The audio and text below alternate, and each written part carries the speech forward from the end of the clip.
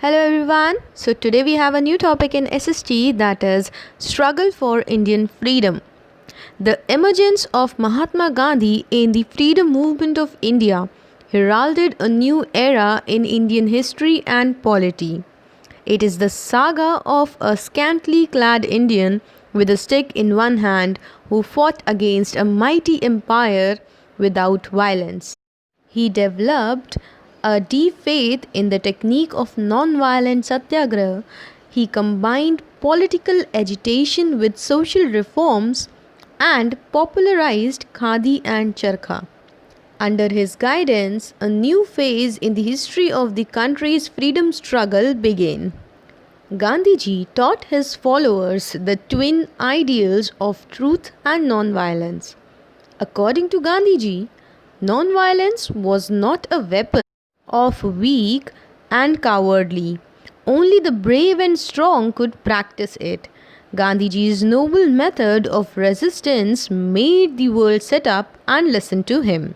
Having seen Gandhiji's success, the common people began to see him as a savior who had been sent to rid them of their woes. During the struggle for freedom, many events and incidents happened in the country. Let's have a look on them. Jallianwala Bagh massacre. To protest against the Rowlatt Act, Gandhiji gave a call to observe complete hartal on April 6, 1919. People responded with enthusiasm and all businesses throughout the country came to a standstill. The law and order situation of Amritsar was handed over to General Dyer, who issued an order prohibiting public meetings and assemblies. In Amritsar, the arrest of two prominent Congress leaders, Dr. Satyapal and Saifuddin Kichlu, led to strong protest. Unaware of a ban on public meetings, the people of Amritsar held a meeting at the Jallianwala Bagh to protest against the arrest. General Dyer blocked the park's narrow exit and ordered indiscriminate firing. 1,000 people were killed and hundreds were wounded. This barbaric incident roused the nation to fury. Gandhiji lost the professed goodwill of the British government. Rabindranath Tagore renounced his knighthood in protest. The British declared martial law in Punjab. Protesters were publicly humiliated and many were sent to imprisonment. Next is Khilafat movement. After the First World War, oppressive, humiliating conditions were imposed on the ruler of Turkey by the British. Caliph was regarded as the religious head of the Muslims. It was required to bring pressure upon Britain to change its policies towards Turkey. Hence, in 1920, the Khilafat movement was launched by the two brothers Muhammad Ali and Shaukat Ali along with others. The Indian National Congress, under the leadership of Mahatma Gandhi, fully supported the Khilafat movement. Next, non-cooperation movement. It was undertaken in 1920 by the Congress at Nagpur session under Gandhiji's leadership. Its aim was to redress the wrongs done in Jallianwala Bagh and Turkey and attainment of Swaraj. Government colleges, schools, legislatures and law courts were boycotted by the general people. Gandhiji renounced his Kesare-Hind medal. Indigenous educational institutions like Jamia Millia and Kashi Vidyapeeth were set up. Swadeshi and boycott, an important weapon, was used during this movement. It was called off on 5th February 1922 after the Chauri Chaura incident. On 5th February 1922, a Congress procession of 3,000 peasants were organized at Chauri Chaura, a village in Uttar Pradesh. The police fired at the peasants and in retaliation, the angry peasants attacked and burnt the local police station, causing the death of 22 policemen. Gandhiji was shocked and immediately realized that the people were not yet ready for a non-violent struggle in the true sense of the word. He was arrested and imprisoned for 2 years. He was released in February 1924 due to his ill health. The next incident was the Swaraj Party. The suspension of non-cooperation movement caused friction in the Congress party. In December 1922, C.R. Das and Motilal Nehru formed the Swaraj Party. Instead of boycotting the legislature, these leaders decided to oppose the government within the legislature. They fared reasonably well in the elections, but Gandhiji wanted them to stay within the Congress fold. The party lost its importance after the death of C.R. Das. The next and the major incident of freedom struggle was Simon Commission. The Simon Commission was set up by the British government to look into the working of the Act of 1919 and to suggest further constitutional reforms. The Indian National Congress and the Muslim League decided to boycott the commission as all the members of the commission were British. When the commission arrived in India in 1928, the Indians greeted it with black flags and cries of "Simon, go back." Police fired at the demonstrators and charged on them at various places. In one such incident, Lala Lajpat Rai was badly injured and died soon after. In retaliation, Bhagat Singh, Chandrasekhar Azad and Rajguru killed the British police officer who ordered the lathi charge. Next topic is demand for Purna Swaraj.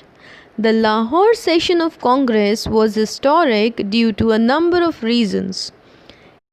It was presided over by Jawaharlal Nehru. The Congress for the first time demanded Purna Swaraj or complete independence. January 26, 1930 was to be observed as Purna Swaraj Day all over the country. The Congress also announced the launching of civil disobedience movement. It was the next most important movement initiated by Gandhiji on a national scale. Indians were frustrated with the false promises made by the British and the repressive measures followed by them. By breaking the Salt Law, Gandhiji started the nationwide civil disobedience movement with the famous Dandi March. The next topic is the Dandi March. In those days, salt manufacturing was the monopoly of the government. The people had to pay salt tax whenever they purchased salt. Gandhiji wanted Indians to produce salt and thus break the salt law. On 12 March 1930, Gandhiji along with his 78 followers walked from Sabarmati Ashram to Dandi, a village on the coast of Gujarat. He collected a handful of salt from the seashore, thus broke the salt law. Soon, throughout the India, people began to manufacture salt and sell it on the streets against the law of the land. People from all walks of life joined the movement. Protests, demonstrations, and hartals were organized. Thousands of women took part in picketing shops, selling foreign clothes and liquor. The Pathan Muslim of Northwest Frontier Province under Khan Ghaffar Khan made things very difficult for the British. Many nationalist leaders, including Gandhiji, were arrested and put behind the bars. People were lathi charged and the Congress was banned. Then the next topic is round table conferences. In 1930, the British government organized the first round table conference to discuss the Simon Commission report. The Indian National Congress boycotted the conference. The British government knew that without the participation of Congress, no decision on constitutional changes in India would be acceptable to the Indians. In 1931, Viceroy Lord Irwin entered into an agreement with Gandhiji known as Gandhiji-Irwin Pact. As per the agreement, the Congress suspended civil disobedience movement and decided to attend the second round table conference. At the conference table, the British did not accept any of the basic demands of the Congress. On his return to India, Gandhiji resumed the civil disobedience movement. The Congress also boycotted the third round table conference held in 1932. Next topic is Communal Award and Pune Pact. Having failed to resolve the question of electoral representation of different religious communities, including backward classes, the British came out with the Communal Award.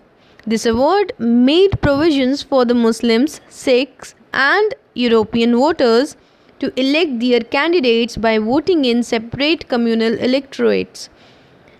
There was to be a separate electorate for the depressed classes as a separate community. Gandhiji was opposed to the idea of a separate electorate for the depressed classes and took a fast unto death. Alarmed by Gandhiji's fast, Madan Mohan Malviya convened a conference of various caste and political leaders, including Dr. B.R. Ambedkar, the leader of the depressed classes. It was agreed that common electorate of the Hindus would be retained, but 1148 seats will be reserved for the depressed classes in the provincial legislature against 71 seats as provided in the Communal Award. This was known as Pune Pact. Two-nation theory. It was based on the belief that the Hindus and the Muslims constituted two separate nations within India, and that political separation of above could solve their problem. In 1933, a proposal was put forward for the creation of a separate Muslim nation called Pakistan. The Congress opposed the two-nation theory, as did many Muslim nationalists like Abul Kalam Azad, Khan Abdul Ghaffar Khan, and Sayyid Abul Ala Madodi. Final phase of national movement, the Congress and world affairs. The period between the two world wars saw the emergence of fascism in Italy and Nazism in Germany. The Congress condemned both for their racist and undemocratic ideas. The Congress even pledged to support the British in the event of a war against fascism, provided India was first granted independence. Quit India movement. Gandhiji wanted immediate British withdrawal from India. On 8 August 1942, the Quit India movement was adopted at the Congress session in Bombay. Gandhiji gave the people the motto of do or die, that is, either free India or die in the attempt. On 9 August, the members of the Congress Working Committee were arrested and the Congress was banned.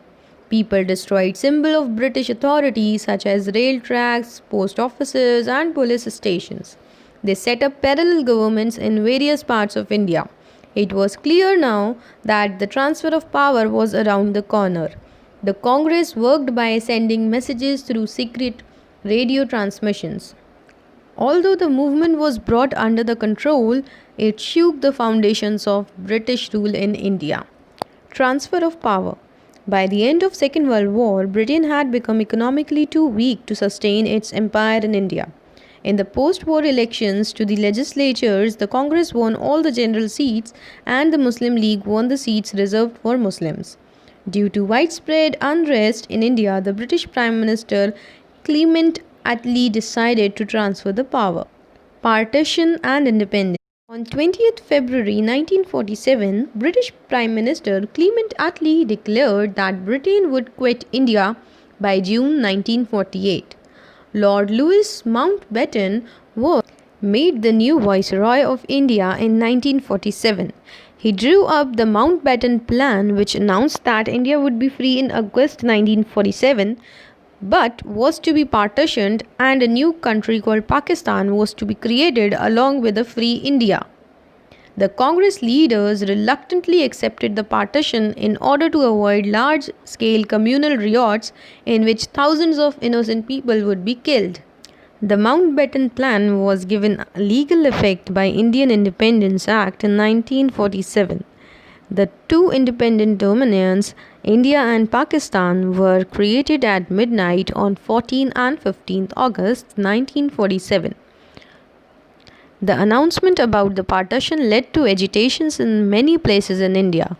More than 1 lakh people were killed, and several times of that number had to leave their homes for new destinations in either India or Pakistan. Gandhiji tried his best to maintain peace in riots affected areas.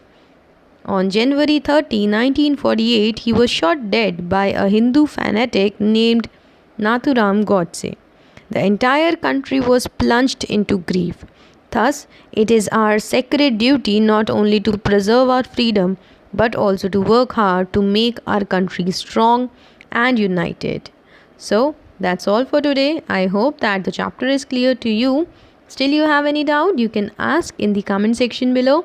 Thank you, students.